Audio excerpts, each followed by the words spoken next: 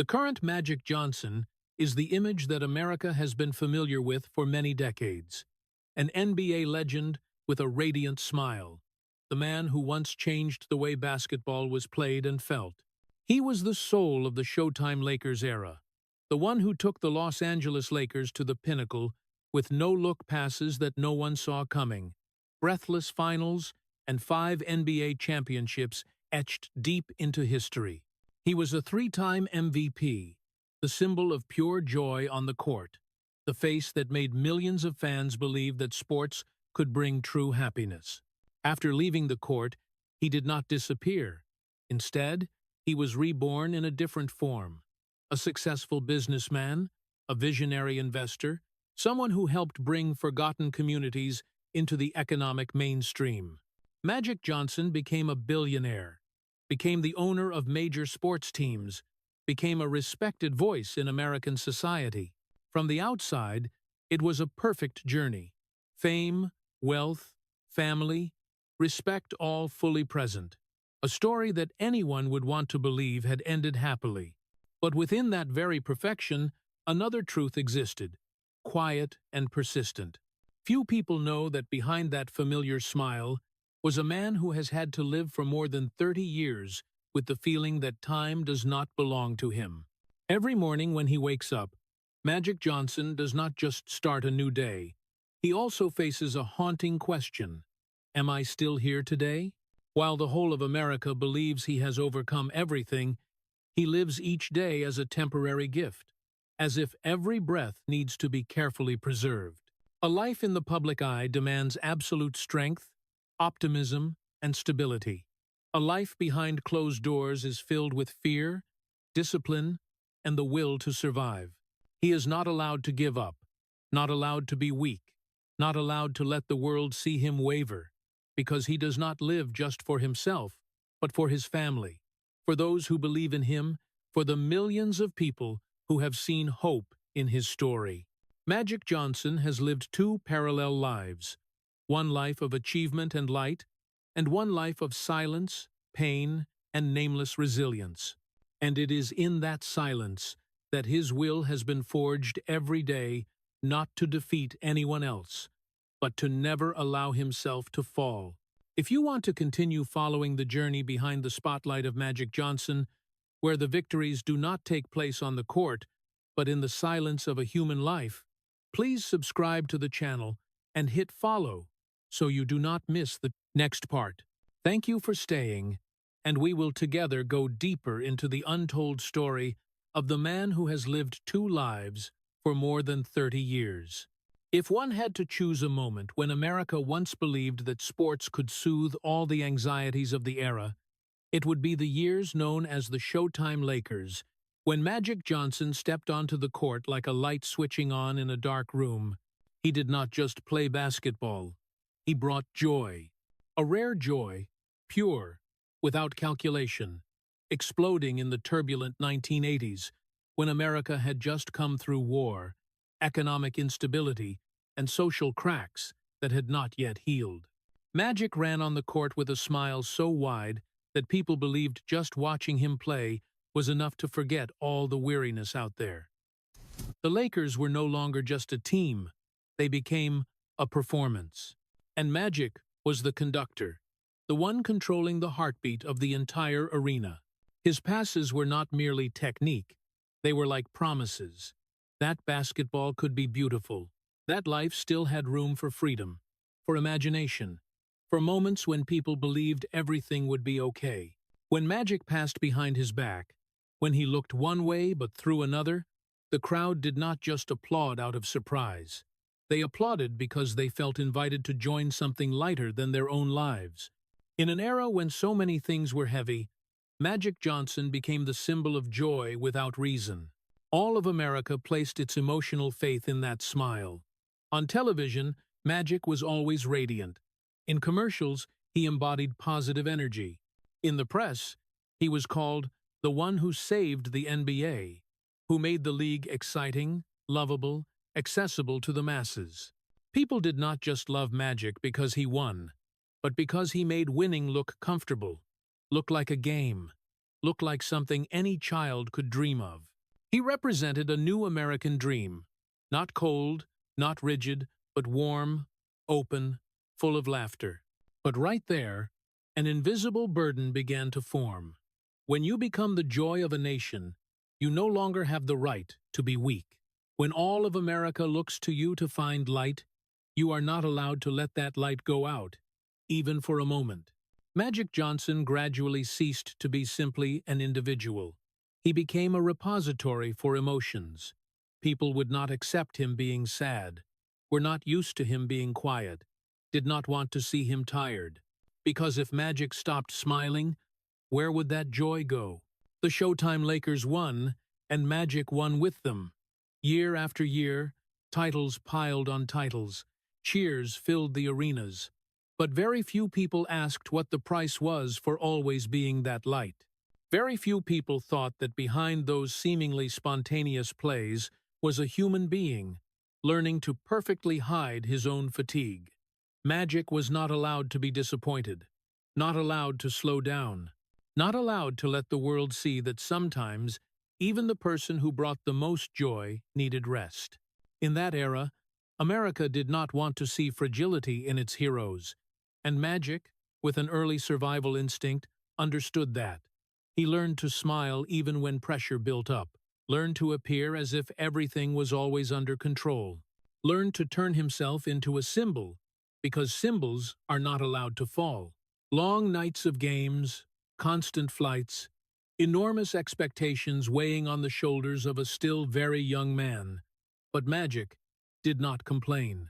He knew that if he stopped, the entire show would collapse.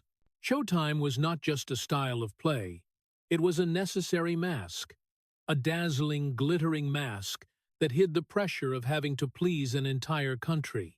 Magic Johnson back then was not just playing for the Lakers, he was playing for America's belief that life could still be beautiful, still joyful, still light. And when you carry that belief on your shoulders, you are no longer allowed to live like an ordinary person. You have to live like a promise, even when you yourself are not sure how long you can keep that promise.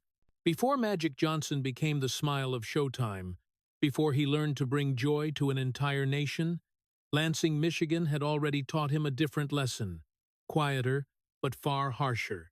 If you want to survive, you have to be strong, and if you want the people around you to feel safe, you have to act like you are always okay.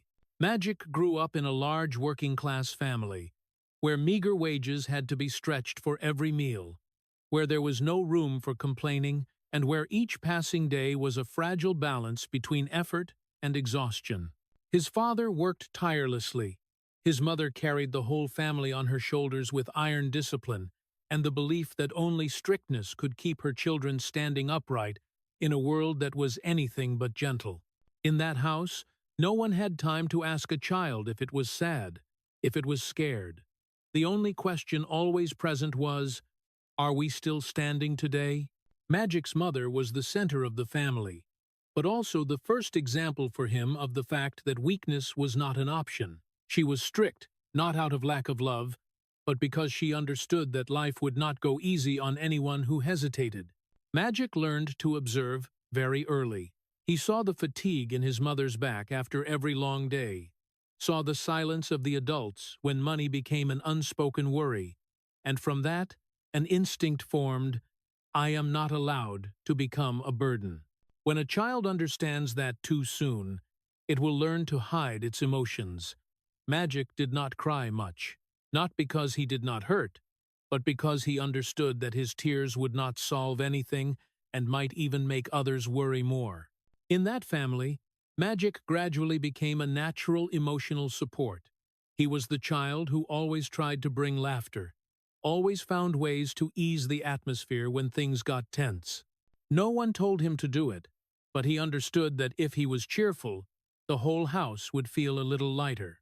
If he was okay, everyone would worry less. And in that unconscious act, Magic learned a skill that the whole world would later admire, but that would also cost him dearly: the skill of concealment, concealing fatigue, concealing fear, concealing questions with no answers. Basketball came to Magic not just as a game, but as an escape. On the court, he was allowed to run, allowed to laugh loudly, allowed to be himself for a few brief moments. But even then, he still carried the deeply ingrained habit: no falling down. Losing a game was not the end of the world, but giving up was. Magic did not play basketball just to win. He played to prove that he could carry the load, that he was strong enough to stand firm under pressure. And every time he succeeded, every time he made others happy, that belief was reinforced.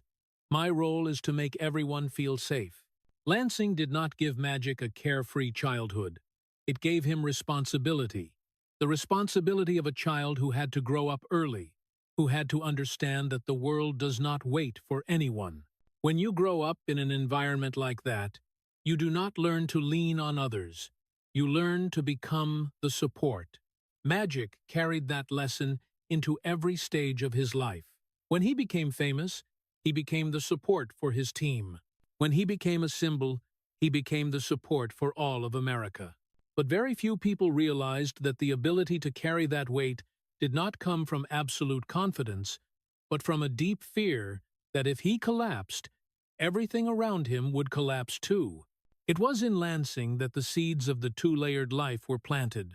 One layer for the outside world, where Magic had to appear okay, had to appear strong, had to provide a sense of safety.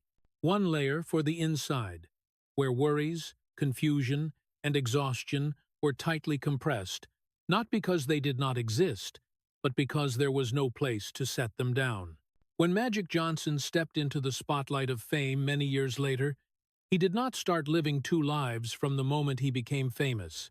He simply continued a pattern that had been formed since childhood.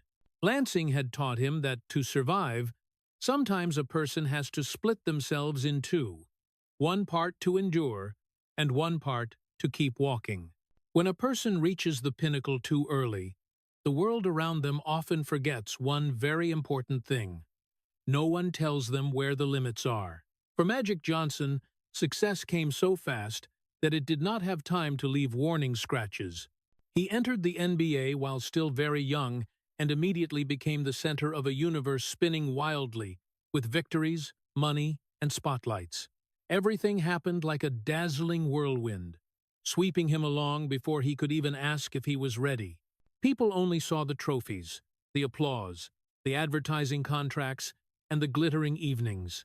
Few saw that behind that explosion was a young man still learning how to understand himself, still carrying the quiet lessons from Lansing about having to always appear okay.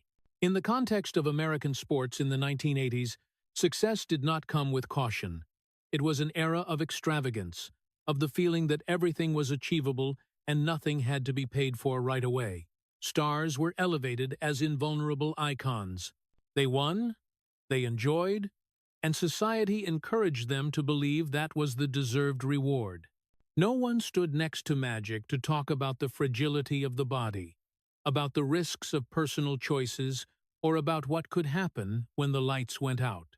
When you are constantly applauded, cheered, called the savior of an entire league, it is very hard to believe that anything could touch you in a negative way. Magic was not the only one carrying that illusion, but he was one of the ones who embodied it most clearly. He played basketball as if everything was under control, and life off the court gradually came to feel the same way.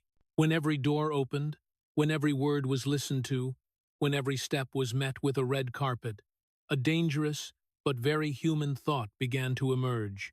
Bad things only happen to other people.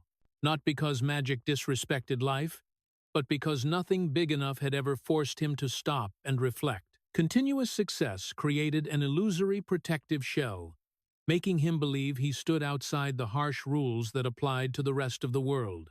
The sports culture at the time did not encourage self-doubt. It encouraged winning, toughness, endurance. Stars were taught how to push through pain, not how to listen to it. Magic learned very quickly how to keep moving forward, how to push uncomfortable questions aside, to focus on the next game, the next season. In that environment, naivety was not something criticized. It was something sheltered by the collective belief that everything would be fine. And when an entire system believes that, it is very hard for one individual to object. At that peak, magic was still the one bringing joy, still the smile of showtime, still the symbol of optimism. But deep inside, he still held the old habit, not allowing himself to collapse, not allowing himself to stop. The difference was that now, that habit was reinforced by the power of success. He did not feel like he was gambling, because every sign around him said he was winning. No one spoke up to say that the human body has limits, that time does not favor anyone just because they are famous, that decisions away from the lights carry weight, just like passes on the court. That naivety did not carry the color of guilt. It carried the color of a generation, of an era that believed the spotlight could shield everything. Magic Johnson believed in life the same way he believed in reading the game, by instinct, by confidence that he would always find the right path. But unlike the court, where every mistake could be corrected in the next half, life does not always allow that. And it was that gap between the feeling of immortality brought by success and the fragile reality of being human that quietly built up into a tragedy not yet revealed. At that peak moment, no one thought about the day everything could change in an instant. No one, including Magic, imagined a scenario where the light could suddenly go out, where the smile could become a necessary mask to hide fear. Success too early had created a gap in awareness, where caution did not have time to form. And in that gap, the illusion of invincibility grew, quietly, without noise, without malice, but strong enough to make a person believe they stood outside the boundary of bad things. It was not arrogance, it was naivety, nurtured by victory, a naivety whose true price is only realized when facing a crisis. When the arena lights went out, when the cheers faded into the night streets of Los Angeles, Magic Johnson stepped into a different world, one without stands, without a shot clock, without a scoreboard to remind him where everything was heading. It was a world where he no longer had to be the icon, no longer had to carry the joy of an entire nation on his shoulders, but was just a young man, wealthy, famous, and believing that life was finally opening its arms to him. Off the court, Magic did not live in calculation or malice. He lived in a very human feeling, the feeling of freedom after days surrounded by schedules, training, and expectations. Those evenings did not carry the dark color that people often imagine when looking back at the past with judgmental eyes. They carried the color of prolonged naivety, of the belief that his body was strong, that there was plenty of time, that dangers were always somewhere far away, belonging to others. Magic stepped into private life with the mindset of someone accustomed to winning, accustomed to things going his way, accustomed to risks always being resolved by talent and luck. No one taught him how to ask questions about invisible limits, because in the world he was living in, every limit seemed to have already been broken. Magic's life off the court perfectly reflected the era he existed in. The 1980s were the age of extravagance, of the belief that success allowed people to enjoy, of the feeling that personal freedom was the deserved reward for those who had climbed to the top. In that atmosphere, personal choices were not viewed through a lens of caution, but through blind optimism that everything would be okay. Magic did not seek danger. He did not think he was playing with fate. He just thought he was living, enjoying what life was finally giving him after years of effort. There was no malice in those decisions, only a lack of knowledge wrapped in spotlight. Magic was not equipped with knowledge, not warned with language strong enough to break the false sense of safety. Around him was a world that always said favorable words, always downplayed risks, always turned everything into part of a normal lifestyle.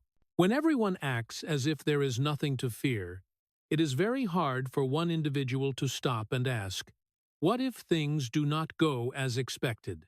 In those nights no one saw, Magic still kept his familiar smile, but that smile was no longer a duty, it was a habit. He did not see himself gambling because in his mind, life had never sent a clear enough warning signal. He thought he was living exactly as society expected of a star, enjoying, confident, not looking back too much. And that very smoothness made everything more dangerous, because when there is no friction, people can easily slide along without realizing it. Magic was not careless in the intentional sense. He was the product of an environment where success was seen as an all-powerful shield, an environment where hard questions were ignored because they disrupted the shared joy. Those nights passed lightly, without traces, without sound, without foreshadowing. Every morning he woke up, Magic was still healthy, still training, still playing, still winning. Everything seemed to confirm the belief that life was on the right track. And when there are no immediate consequences, people believe even more that they are safe. There is a very fragile difference between living fully and gambling that Magic had not yet realized at that time. For him, every personal choice was placed in the context of the present, not the future. He did not think about what could happen years later, because his entire career up to that point had been built on short-term moments. This game, this season, the next trophy. Life, in his eyes, was felt the same way. Those unseen nights did not carry guilt, but they carried the human fragility of standing before things not yet understood.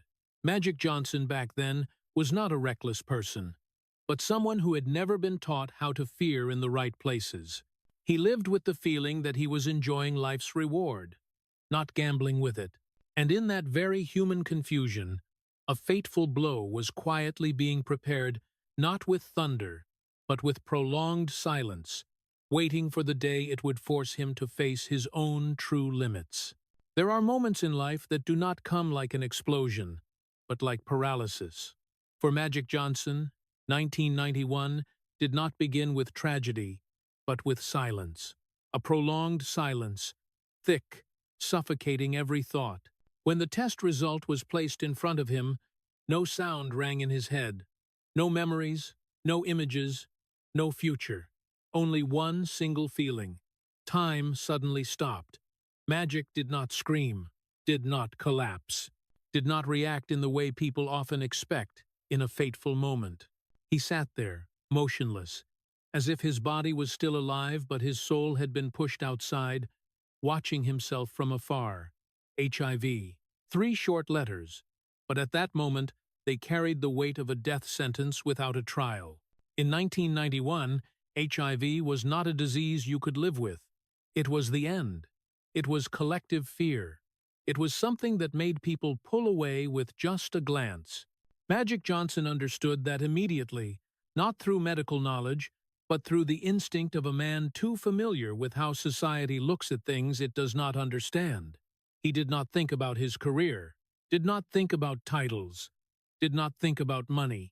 The first thing that came to his mind was family, was Cookie, was the unborn child, was the agonizing question he did not dare say out loud, "Am I still allowed to stay?"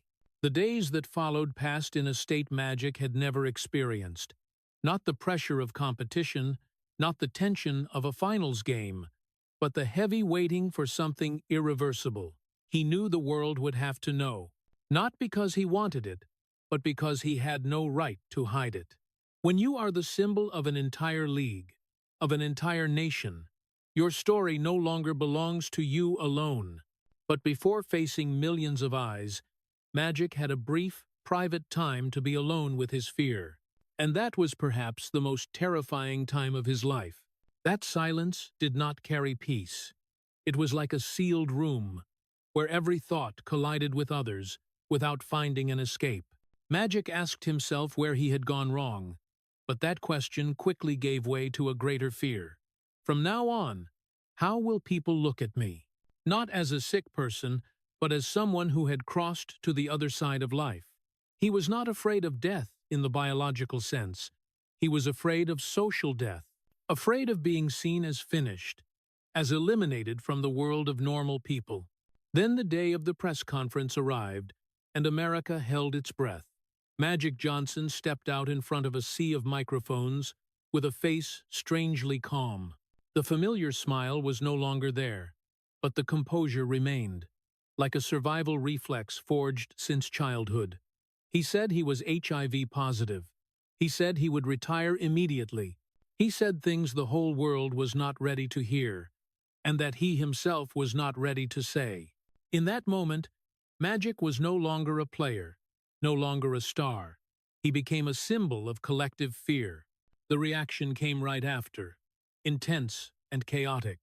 There was sympathy, but also panic. There were words of encouragement, but also glances that stepped back. HIV back then did not just kill the body, it killed identity. People no longer saw Magic Johnson. They saw the disease. The NBA, the teams, the other athletes, all were swept into an unprecedented wave of anxiety. The unspoken question hanging everywhere was, is it still safe for him to be here? And when a person has to face that question, they understand what it means to be pushed to the edge in the blink of an eye. Magic stayed silent more than he spoke. He did not argue, did not defend himself, did not demand understanding, because deep down, he knew not everyone had enough knowledge, enough calm to separate truth from fear. What hurt him most was not having to leave the court, but the feeling that he had just become an invisible burden to those who once adored him. The man who brought joy to all of America had now become a source of worry, and that was a cruel reversal.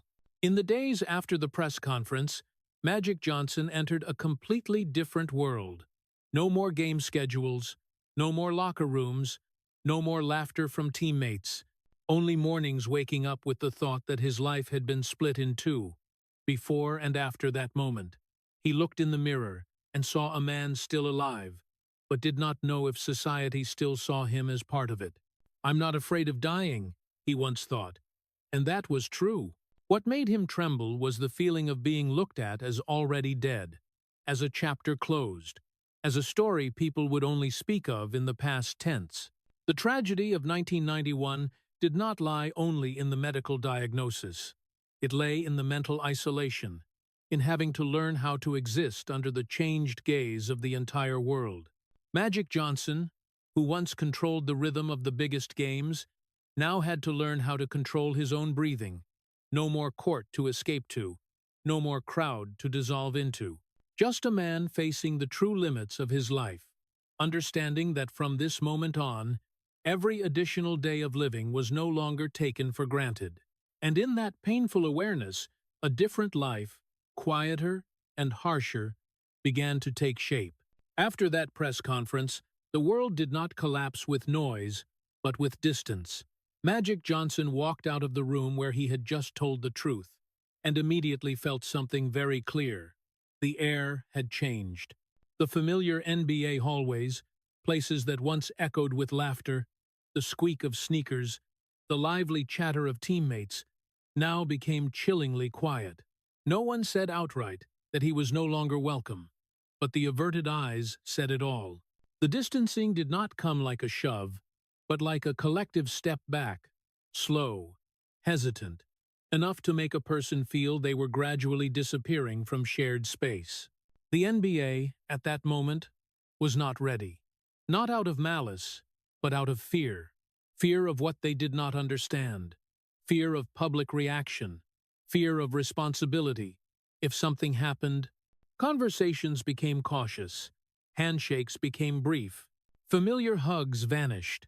Magic Johnson, who had once been the soul of an entire league, now stood in the very place where he had shone, but felt like an uninvited guest. He was no longer seen as an athlete, but as an unanswered question. Society outside mirrored that same fear. The media was both sympathetic and bewildered. The public was both regretful and distant. HIV, at that time, was not just an illness. It was a symbol of something no one wanted to touch. Magic Johnson became the face representing collective fear, even though he had never wanted that role. The man who once brought joy now made others anxious just by his presence. And in that cruel reversal, Magic clearly felt that his place in this world was being redefined not by what he did, but by what others thought of him. In front of the public, Magic did not cry. He did not allow himself to break down in front of the cameras. The smile was gone, but the calm remained, like a final suit of armor. He spoke slowly, chose words carefully, without resentment, without resistance. He understood that if he lost control, society's fear would only grow, and so he continued playing the role he had learned very early, the role of the person who makes others feel safe, even when he himself was in turmoil. But inside, nothing was steady anymore. When he returned home, when the door closed and no eyes followed, Magic Johnson faced an emptiness he had never known. He no longer had training schedules to cling to, no games to prepare for, no short-term goals to distract his mind. For the first time in his life, he was forced to sit still with himself, and what he heard was not cheers, but a painful question repeating over and over, "Do I still belong to this world?" Magic felt like he was living inside a glass room, watching everyone outside continue their lives while he was framed by an invisible label, "Person about to die." No one said it outright, but the way they looked at him, the way they talked to him, the way they kept distance, all carried the same message. He was not dead yet, but was already being treated as if he were on his way out of life. And there is no greater pain than having your sense of belonging stripped away while you are still breathing. Those long nights passed in heavy silence. Magic lay there, thinking about things he had not yet done, people he had not yet thanked, moments that might never come. He was not afraid of physical death. What broke him was the feeling that he had been pushed to the edge while still alive, that his story had been decided as finished by others. The man who once controlled the rhythm of games had now lost control over the narrative of his own life. That psychological collapse was not loud. It happened slowly, day by day, like water seeping through cracks. Magic Johnson did not scream, did not rage, did not blame. He simply withdrew, learning how to exist in a world that had changed how it saw him. And in that quiet space, he began to realize that his greatest battle was no longer on the court, but in keeping himself from disappearing under the gaze of others. When a person feels they no longer belong to this world, they either fall or they find a way to redefine their existence.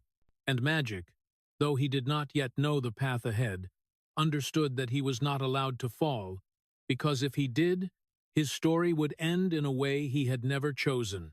After the door to the outside world closed, after wary glances began replacing welcomes, Magic Johnson did not enter that dark period alone. Beside him was Cookie Johnson, the woman carrying an unborn life inside her, and also carrying on her shoulders a decision no one could make for her. Cookie had the right to leave. At that moment, no one could blame her if she chose to protect herself, protect the child, choose a safer path. Society would understand. Family would sympathize. Law and morality were on her side. But precisely because of that, Cookie's choice to stay was not a romantic gesture, but an act full of pain and clarity. Cookie understood exactly what was hanging over them. HIV in 1991 was not a concept that could be explained with reason. It was fear. It was death, whispered in news reports. It was something that made people step back instinctively. Cookie did not dream that love could erase everything. She did not believe in empty promises that everything would be okay. What she had was stark reality, and a harsh question: am I ready to live my whole life in this fear? The decision to stay with Magic meant that Cookie accepted living with death not as a distant event, but as a cloud always hovering overhead. It meant that every time Magic coughed lightly, every time he was more tired than usual, worry would immediately rise up. It meant carrying a pregnancy in a state of both love and vigilance, both hope and fear. Cookie was not just thinking for herself, she was thinking for the unborn child, for a future she could not be certain of, and it was in that very uncertainty that her love revealed its true nature. Not loud, not showy, not needing recognition, Cookie's love was not built on romantic vows, but on discipline. Discipline in daily habits, in healthcare, in setting clear boundaries to protect the whole family. Cookie forced Magic to change, not through blame, but through non-negotiable conditions. This was no longer the love of two young people in passion, but the love of two people who understood that every decision had consequences. She did not allow weakness to linger, did not allow giving up to creep into their shared life. Because if one of them fell, the other would not stand either. In those days and months, Cookie and Magic shared not only fear, but responsibility. Responsibility for the child about to be born, for the family, for the very life they still wanted to hold on to. Cookie did not comfort Magic by saying everything would be okay. She comforted him with her presence, with staying when everyone else pulled away, with proving that he had not been abandoned by this world. That was a form of love with no room for naivety, but full of the weight of commitment. There were nights when Cookie lay next to Magic and listened to his breathing, wondering how much longer she would get to hear it. There were moments when she looked into the future and did not dare imagine too far, because each passing day was already a small victory. But instead of letting fear take over, Cookie turned it into motivation to control what could be controlled. She did not fight death with romance, but with clarity. Not with promises, but with actions repeated every day. Staying with Magic was a gamble no one advised her to take, but it was a gamble she willingly entered, with eyes wide open and a heavy heart. Cookie did not see herself as a hero and did not want to be celebrated. She just did what she believed was right, even if the price could be her whole life. In a world treating Magic like a person about to die, Cookie treated him like a person still alive, and that very thing kept him tied to reality. The tragedy in their love did not lie in tears or breakdown, but in having to learn how to love each other within shared fear, loving each other when the future was not guaranteed, loving each other when every day required caution, loving each other when death was no longer an abstract concept, but a present possibility. Cookie Johnson chose to stay, not because she did not see the danger, but because she saw it all clearly and still decided to move forward. In that choice, love did not become more romantic. It became heavier, deeper, and more enduring than anything Magic Johnson had ever experienced. From the moment Cookie decided to stay, from the day they closed the door on the outside world and began a new life in silence, Magic Johnson's life turned to a chapter no one saw.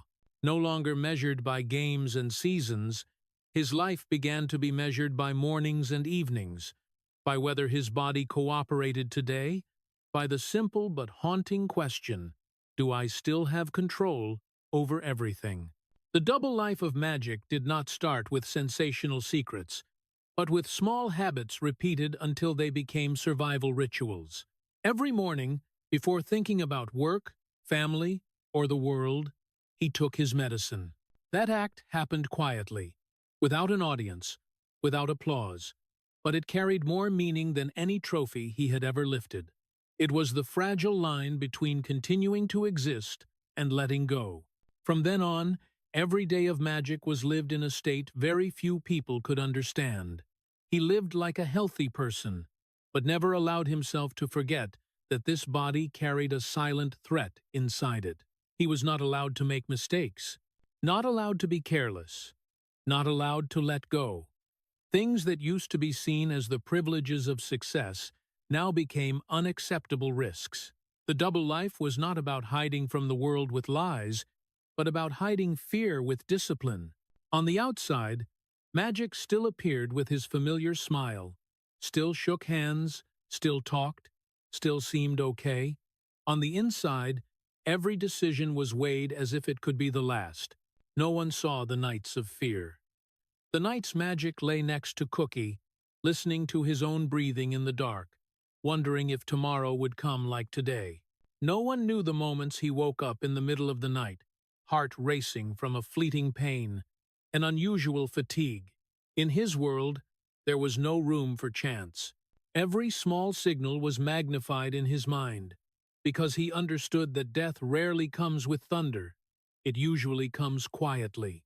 Magic Johnson had once lived in the spotlight, where every mistake could be fixed in the next half. But now, he lived in a game with no overtime.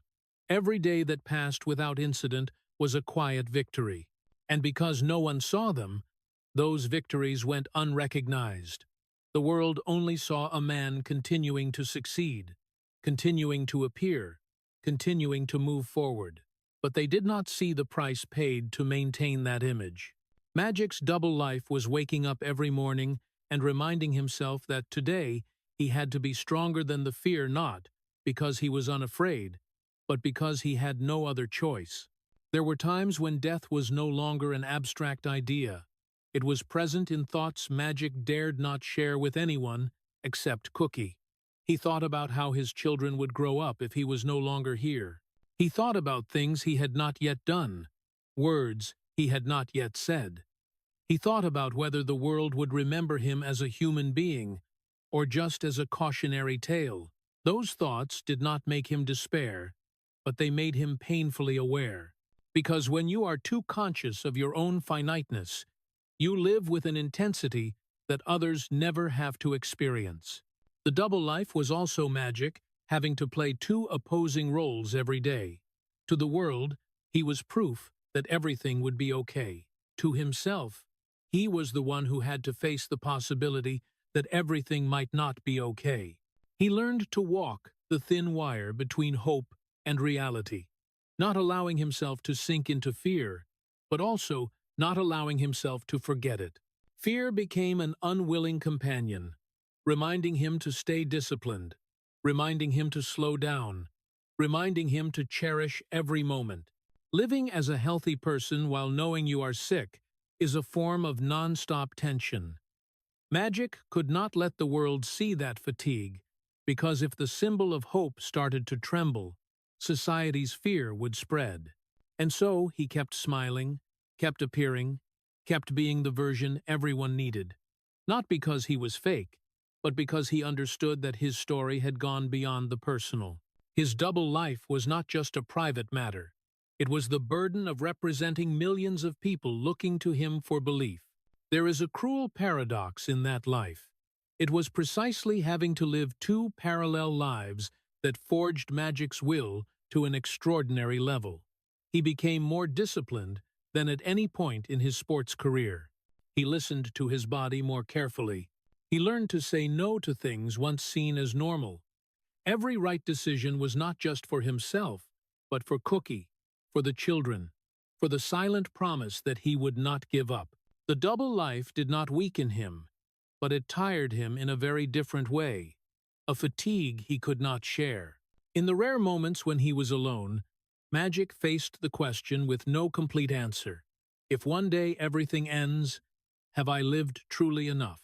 But instead of letting that question drown him, he used it as motivation to live more meaningfully. He did not live fast. He lived carefully, not flamboyantly, not recklessly. Every passing day was a test no one else had to take for him. Magic Johnson's double life was not deception. It was survival. It was learning how to exist in a world that believed he had been saved, while he knew full well that he was still fighting every day. It was carrying two truths at once, that he was living and that living was never taken for granted. And it was in that prolonged tension that the tragic soul of this story revealed itself. Not in the moment of collapse, but in never being allowed to collapse. Magic Johnson lived as a healthy man, succeeded as a healthy man, but there was never a single day he forgot that he was sick. And that was the parallel life no one saw, but that shaped him more deeply than any title ever had. Once accustomed to living with his own fear, Magic Johnson discovered that the greatest fear no longer lay in his body, but in the children growing up before his eyes. Being a father in those circumstances was not the complete happiness people talk about, but a form of love always accompanied by anxiety. Every time he watched his child sleep, Magic did not just see peace. He saw time passing faster than normal. He did not know how long he would get to stay, and that very uncertainty turned every moment into an unspoken goodbye.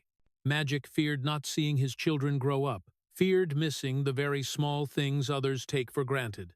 The first day of school, the first time a child fully said, "Daddy," the ordinary evenings when the whole family gathered without needing a special reason.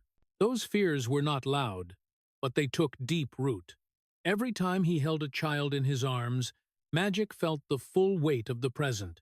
He hugged tighter, longer, as if trying to hold on to moments he was not sure he would live long enough to experience again. There was another fear, quieter, but no less painful. The fear that his children would be stigmatized because of their father. Magic knew how cruel society could be with things it did not understand. He worried that his children would grow up under scrutinizing gazes, with questions not easy to answer, with an identity tagged with other people's fears. As a father, he could not protect his children from everything, but he was haunted by the thought that his own life story could become a burden for them. And that hurt him more than any medical diagnosis. In those years and months, Magic did not teach his children with grand lessons. He taught with presence, with being there when he could, with listening, with not missing the smallest things. Every meal with his children, every school drop-off, every bedtime story carried the feeling of a last time. Not because he was pessimistic, but because he did not dare assume he would have another chance. When you live with the awareness that your time is finite, you love in a different way, deeper, slower, and more painfully. Magic never let his children see him afraid. In front of them, he was always a calm, steady, reliable father. But inside, he carried the constant worry about how large the void would be if one day he was no longer there. He wondered if his children would remember his voice, remember his hugs, remember those quiet evenings when the whole world seemed to fit inside that small room. Those thoughts came very naturally, very humanly, and very cruelly. Being a father in these circumstances did not allow Magic to be negligent. He had to live more responsibly, more disciplined, more carefully not just for himself, but for the children who relied on him as their anchor. He understood that every decision of his could affect his children's future. That made him tired, but it also made him more resilient, because when you know that your existence is tied to someone else's sense of security, you do not easily give up. There were nights when Magic stayed awake, watching his child sleep and wondering if he was doing enough. He did not have a certain answer, only a silent commitment that he would try his best in every day he had left. He could not promise he would be there forever, but he could promise that while he was there, he would live the role of a father fully. And sometimes, that simple commitment was what kept him standing against waves of anxiety that rose without warning. The tragedy of Magic Johnson's fatherhood did not lie in losses that had already happened, but in losses that could happen at any moment. It was the tragedy of having to love with the awareness that time was not on his side, but it was in those very circumstances that his love became purer and more intense. Every moment with his children carried the feeling of a last time, and because of that, every moment also became something sacred. Magic was not just fighting to live. He was fighting to stay long enough so that his children would not grow up with a void he had once feared so much he dared not name it. There was a moment in Magic Johnson's journey as a father that he could not prepare for with discipline, with medicine, or with the survival will forged over many years. It was the moment when EJ, the son who grew up under the public's gaze and the family's quiet protection, stepped out and openly revealed his true self. When EJ said he was gay, the room did not collapse. There was no loud tragedy, but in Magic's heart, a door to memories swung open. He did not see the son standing in front of him. He saw himself in 1991, standing in front of the microphone, preparing to say a truth the world was not ready to hear. Magic understood that feeling deeper than anyone else. The feeling of knowing that just speaking the truth would mean life would never be the same again. The feeling of fearing that others' eyes would change, that love might come with distance, that one's existence would be reduced to a single label. When EJ talked about who he was, Magic did not listen with the ears of an ordinary father. He listened with the heart of someone who had lived in fear of being seen differently, who had gone through years of being treated as dead in society's eyes while still alive. It was not just a family conversation, it was a moral event. Magic stood before the choice that life had once forced him to face: either protect the image or protect the person. He knew very well the price of discrimination. He knew the feeling of being looked at with caution, of being defined by others' fears, of being forced to live more carefully, more silently, more closed off just to exist. And because he knew that, he understood that he could not, must, never put his son on the same path. EJ was not a secret to hide, but the society EJ was stepping out to face was still full of prejudices. Magic saw what could come: the whispers, the headlines, the curious, even harsh glances. He knew the world could be very cruel to those who did not fit the mold it was used to.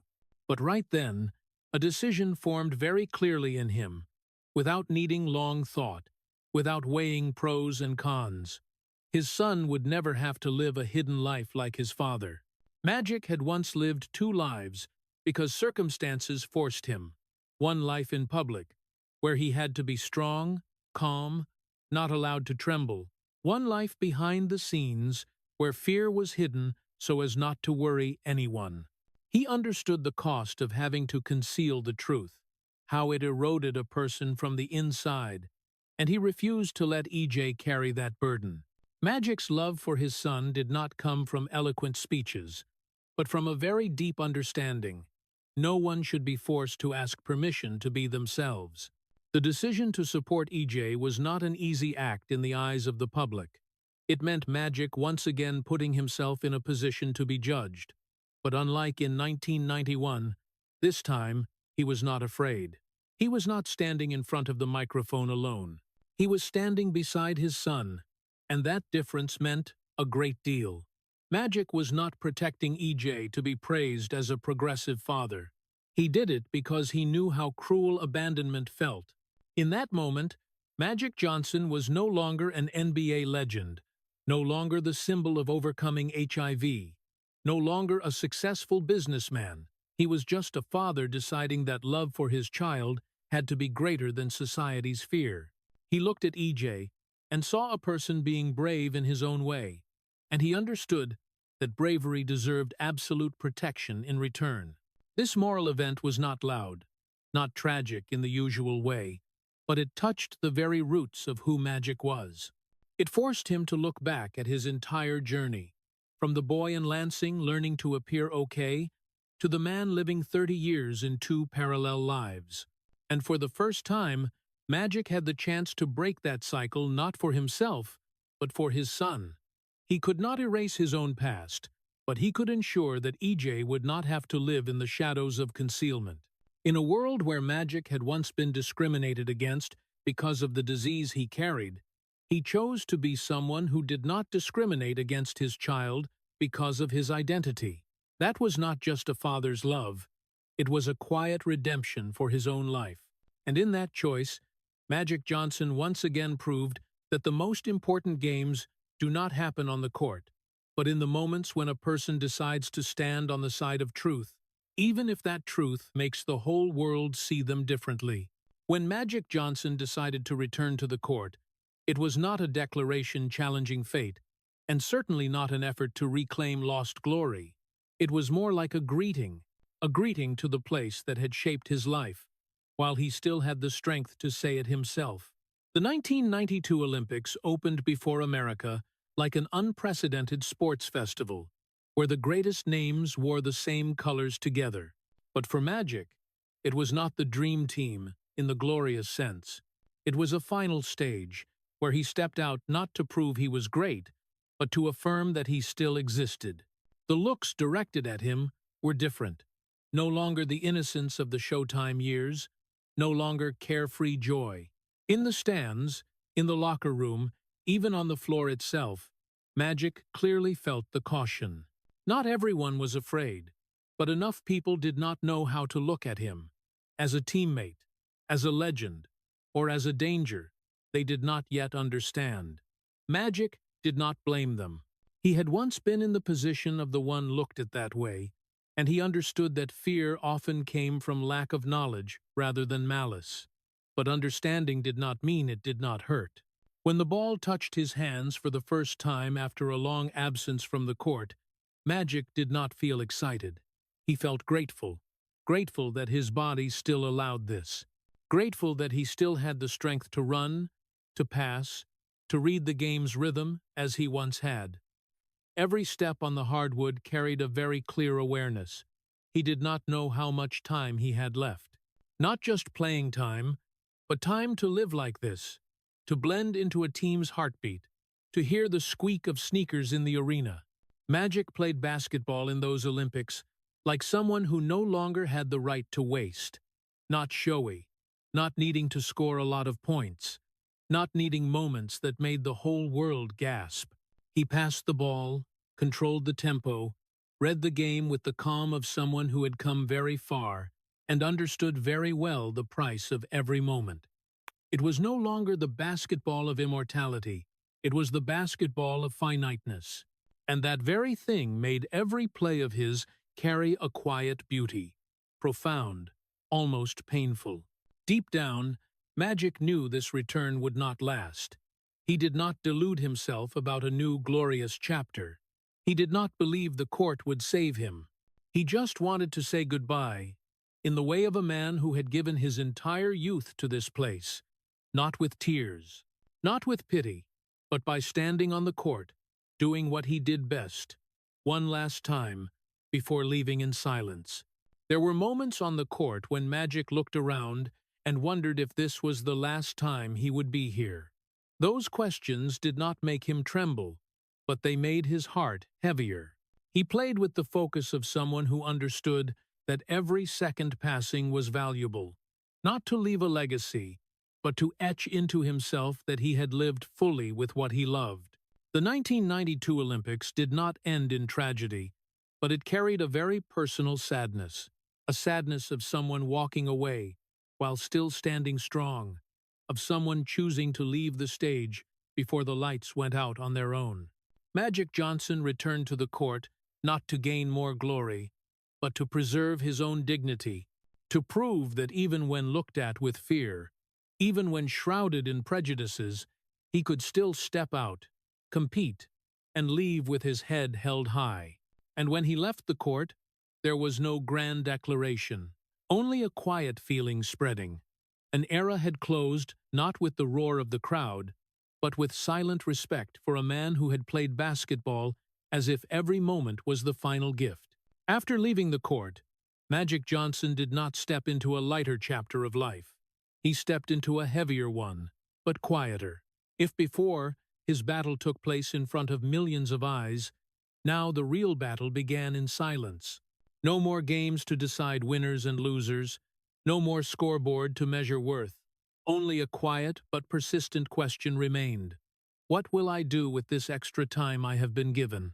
For Magic, continuing to live was no longer a privilege. It was a responsibility. He did not talk much about the past, did not justify, did not complain, did not turn his life story into a tear-soaked narrative.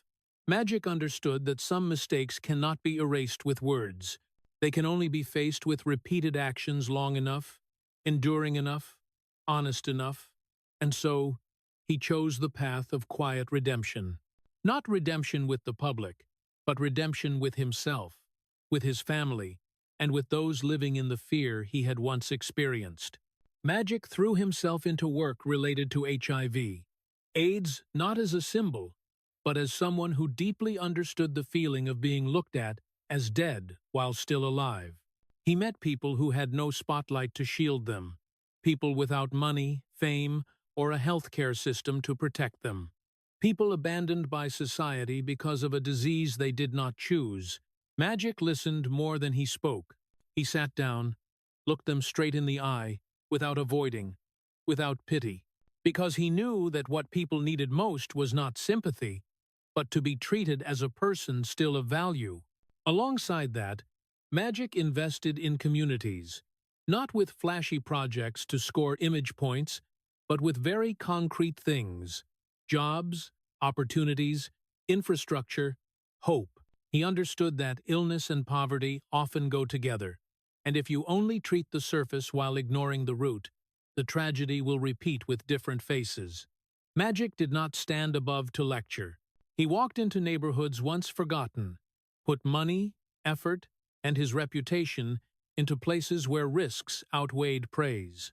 In all those things, Magic rarely mentioned his own story.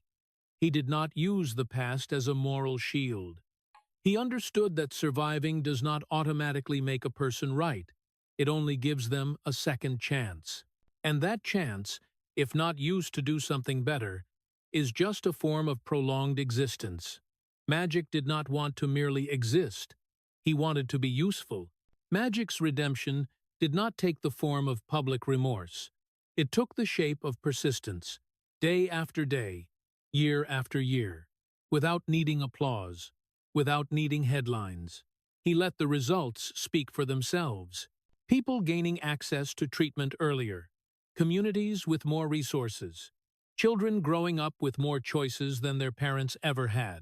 Magic Johnson lived this chapter like someone who understood very well how he had once been forgiven, not with words, but with time.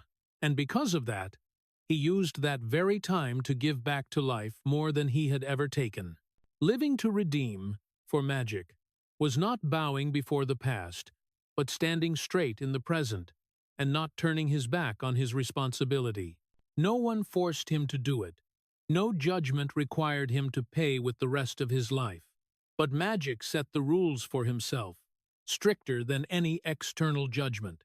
Because when a person has lived on the boundary between existing and disappearing, they understand very well the value of using that life for something meaningful. And it was in that quiet redemption that Magic Johnson gradually became a different person, no longer the court legend, but a man who chose to live kindly with the time he once thought he would not have.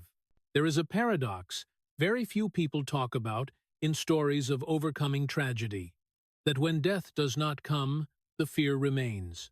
Magic Johnson survived longer than any initial prediction, longer than the whispers of the 1990s, longer than the glances that once saw him as someone gradually heading toward the end.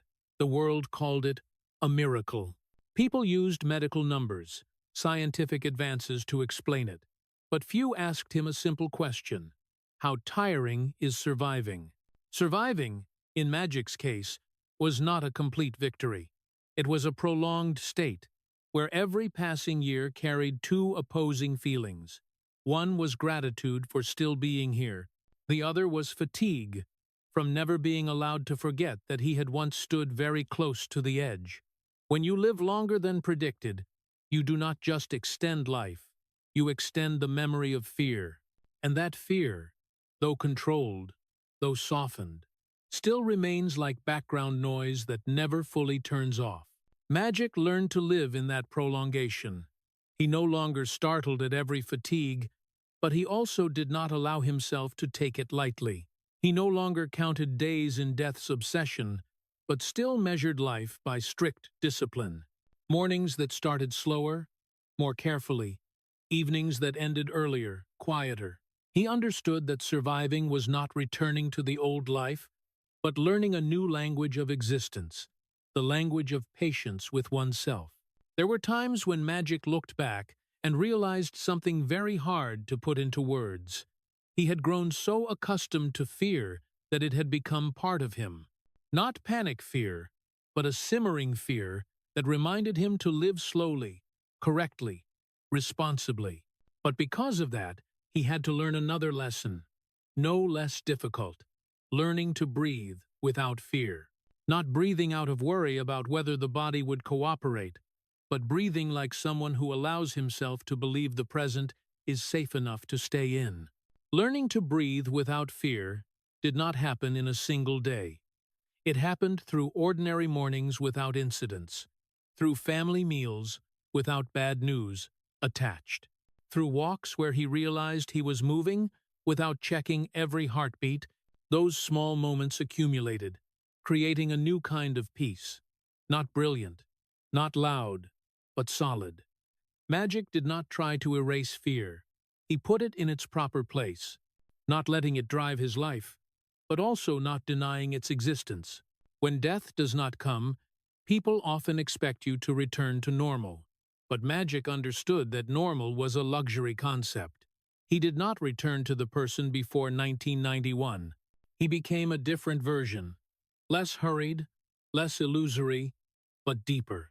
He knew that life does not need to be lived like a race. It needs to be lived like a commitment to family, to community, and to his own truth.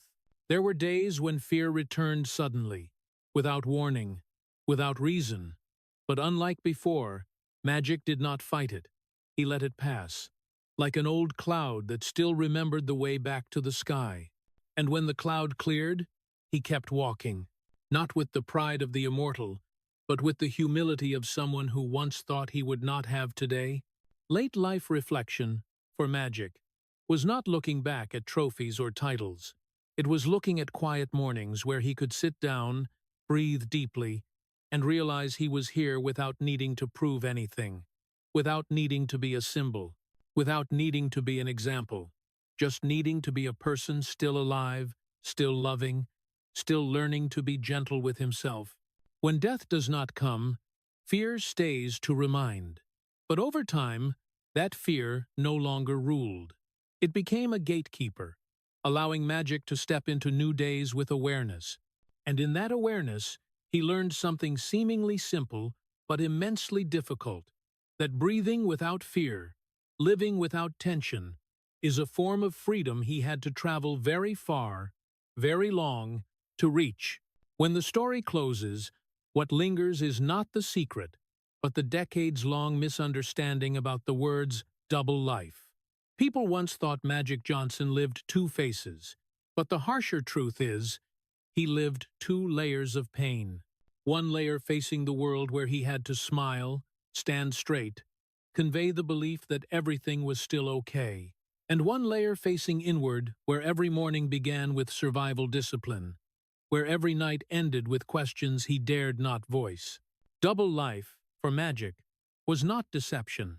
It was the only way to exist without causing collapse for those he loved.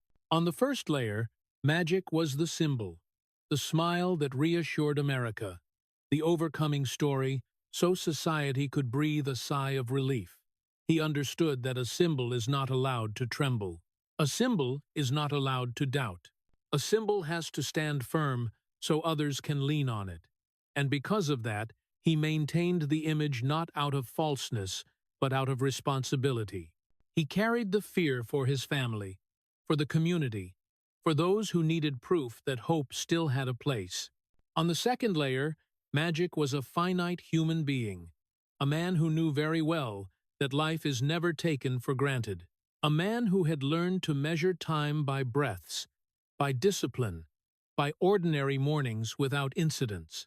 On this layer, there were no audiences, no applause, only long nights and unrelenting awareness. He did not complain, did not self-pity. He lived slowly, correctly, carefully, not out of fear, but out of understanding the cost of a single lapse.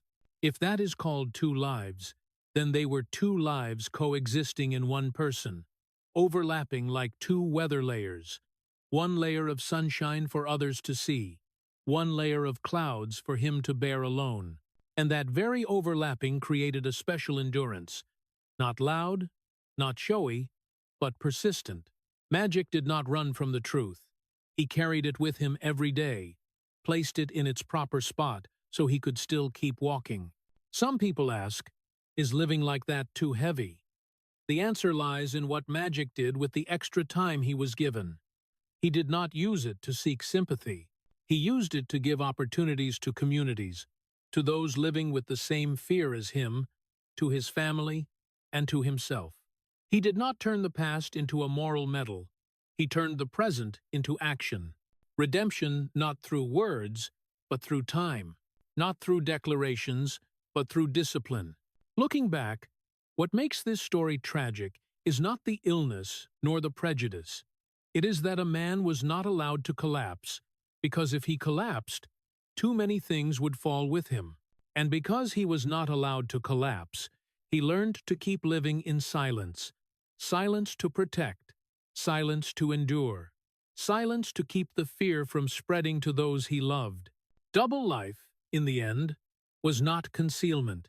It was a choice. The choice to put responsibility above release.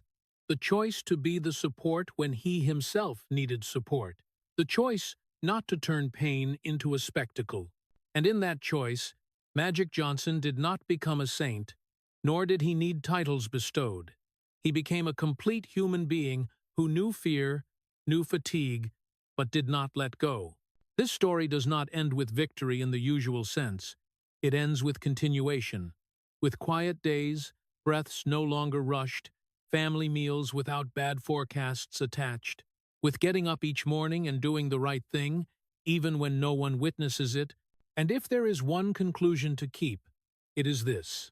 A man not allowed to collapse learned to keep living, not loudly, not embellished, but persistently, kindly, and honestly, with the fragile life he is preserving. Looking back at the entire story of Magic Johnson, what leaves the most ache is not the moment he received the test result in 1991, but the long life afterward, when he was forced to live as a person not allowed to collapse. Magic's tragedy did not lie in HIV as a biological sentence, but in the way society at that time treated HIV as the end of one's humanity. From the historic press conference, the wary eyes of the NBA, to the feeling of living as a person about to die, the story shows that mental pain can be heavier than the illness itself. Magic did not break down in front of the public, but inside, he had to learn to exist day by day through harsh discipline, from taking medicine every morning to the silent fear in sleepless nights. The story becomes even more poignant when placing Magic in the role of father. The fear of not seeing his children grow up, the fear of leaving a void, and especially the moment he faced EJ coming out as gay, exposed the moral depth of the man. Someone who had once been discriminated against could not turn his back on his own child. The decision to stand by EJ was not just a father's love. It was a quiet rebellion against the very prejudices that had once hurt him. Yet this is also a story worthy of admiration. Magic chose to live for redemption not through words, but through actions. HIV, AIDS advocacy, community investment, and surviving long enough to turn fear into responsibility. The lesson for Americans today is clear. Strength does not lie in appearing invincible, but in the ability to live kindly when we are fragile. Do not rush to judge those parallel lives. Sometimes they are not deception, but the way humans survive to protect those they love. If the story of Magic Johnson makes you reflect on the quiet strength of people facing fear and prejudice, please subscribe to the channel to continue joining these authentic journeys. Thank you for listening to the end, and see you in the next video where we will keep telling stories not just about fame, but about how people learn to keep living.